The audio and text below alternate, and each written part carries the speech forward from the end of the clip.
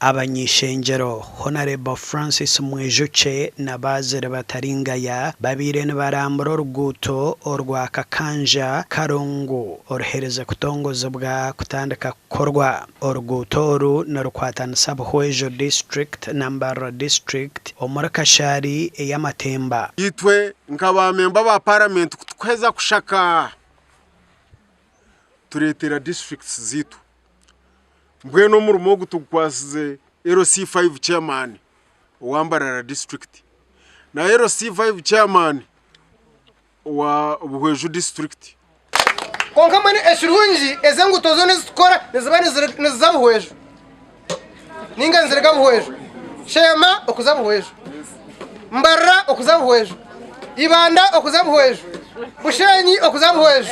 Abanyishengero bihanangiriza abantu kutandika kukora munonga ahabwa oruguuto rubatungire kandi ngo begendesereze okurugaha kunywa amarwa na munonga babona okutunguka omu maka gabo. N'enkiro y'amaani especially ha government ya NRM yoni nsima munonga Honorable witu Mwejuche hamwe na Honorable Wakasari omunyo gwentunguka okwatana hamwe turyaruguutaha orukuruga Karungu kuzabuturo urugabuturo kuzarukanje.